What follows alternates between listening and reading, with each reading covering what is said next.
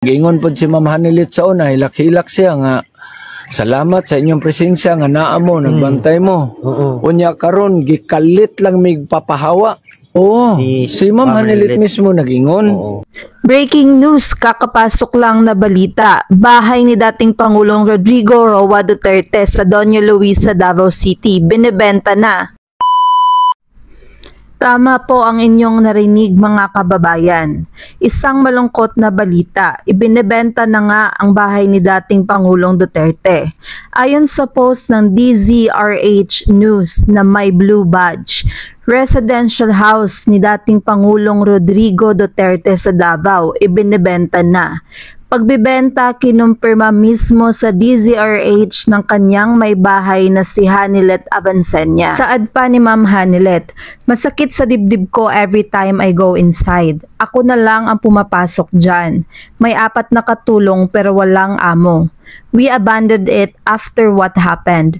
I cannot sleep there anymore because the lawyers ask us to install CCTV, even inside the bedroom.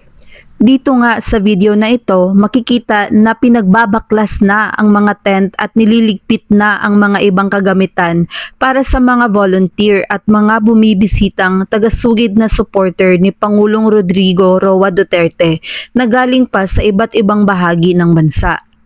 Kumakailan nga lamang bago ang eleksyon, nabalot ng takot ang karamihan na baka bigla umanong lusubin at pasukin ang bahay na ito ni Pangulong Rodrigo Roa Duterte, kaya may mga taong nag-volunteer na magbantay sa labas ng bahay 24 oras, araw-araw, umaraw man o umulan. Ba to? Yun, grabe ang... Oo, Davao del Sur.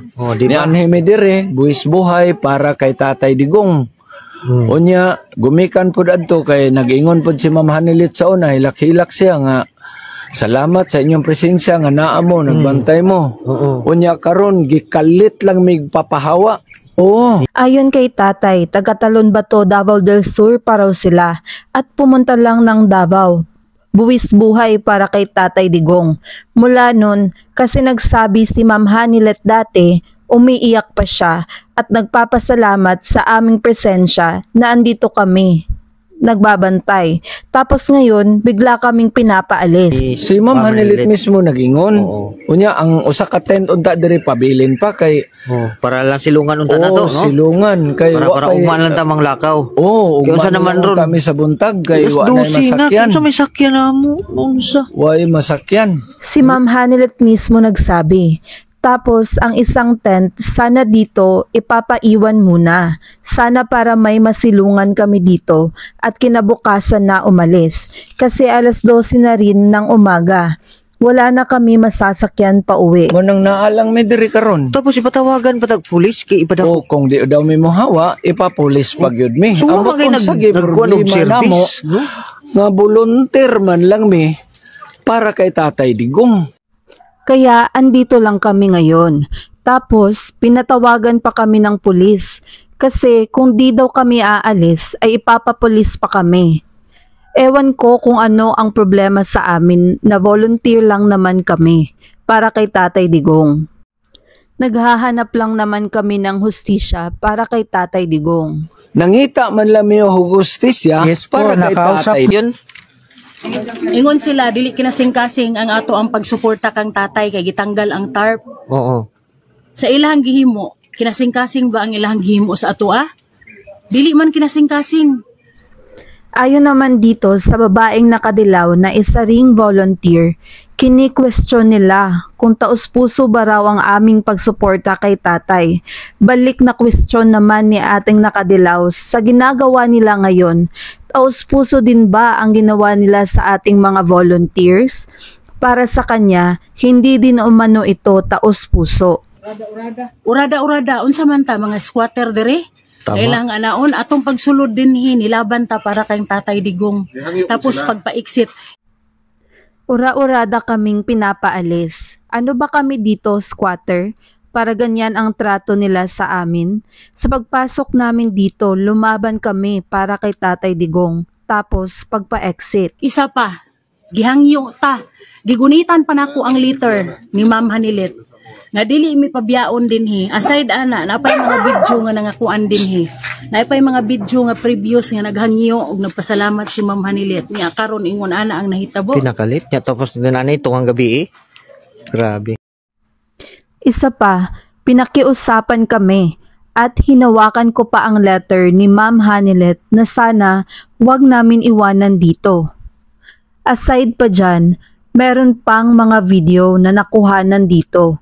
May mga video pa previously na nakikiusap at nagpasalamat si Ma'am Hanilet. Tapos ngayon, ganyan na ang mangyayari. Biglaan. Tapos pinapaalis pa kami hating gabi na. Grabe.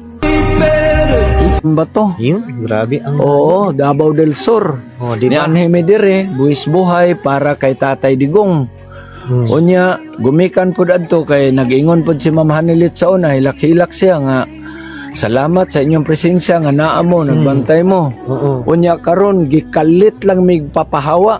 Oo, si Ma'am Hanilet mismo nag-ingon. Oo. Unya ang usa ka tent unta diri pabilin pa kay Oh, para lang silungan unta na to, no? silungan kay Para ugman lang tamang lakaw. Oo, Kaya unsa naman ron? kami sa buntag kay wa na Dosi na, masakyan. unsa may sakyan na mo? Unsa? Way masakyan.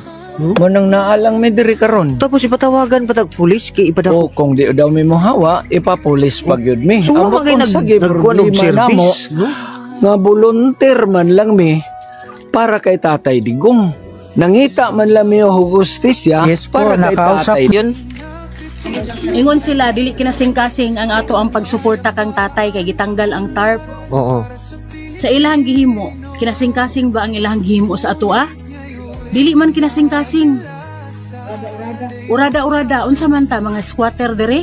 Tama. Kailang anaon atong pagsulod din nilaban ta para kay Tatay Digong. Tapos pagpaiksit, isa pa, gihangyo ta. Gigunitan pa nako ang liter ni Ma'am Hanilet. Nga dili mi pabyaon dinhi. Aside ana, napay mga video nga nangakuan dinhi. Napay mga video nga previous nga naghangyo og nagpasalamat si Ma'am Hanilet niya karon ingon ana ang nahitabo. Pinakalit niya tapos nanay itong ang gabi eh. Grabe. Malaking katanungan nga kung bakit biglaan ang pagbenta ng bahay ni PRRD dahil kung matatandaan sa naging statement dati ni VP Sara sa isang interview, sinabi niya na tinanong niya si Ma'am Hanilet na buksan ang bahay para sa publiko para makita ng mga tao kung saan kumakain at natutulog si PRRD. Ayon nga sa isang comment sa naturang post ng DZRH News galing kay Ramel Bonaobra, bakit ganoon ang sakit? Nang mabasa ko na ibinebenta na raw ang bahay ni dating Pangulong Rodrigo Duterte, hindi ko maintindihan agad kung bakit parang may kumirot sa puso ko. Isa lang naman yung bahay, di ba? Pero sa totoo lang, hindi lang bahay yon para sa akin. Doon nakatira ang isang leader na hindi perpekto pero minahal ko. Doon siya umuuwi pagkatapos ng mahabang araw ng trabaho. Doon siya nagdasal, nag-isip, natahimik. Bahay yon ng isang ama ng bayan, ng isang tao na kahit inulan ng batikos, nanindigan at nanindigan pa rin. Kaya nang malamang posibleng mawala o maibenta, pakiramdam ko parang unti-unting binubura ang isang parte ng kasaysayan at nang damdamin ko bilang isang Pilipino na naniwala, sumuporta at humanga. Hindi ko alam kung may makikinig, pero sana lang may mag-ingat sa bahay na yun. Sana mapanatili ito hindi lang para kay Duterte, kundi para sa ating lahat na naging bahagi ng panahong iyon. Dahil hindi lang ito tungkol sa isang bahay, ito ay tungkol sa alaala, sa pagmamahal at sa kasaysayang ayaw naming malimot.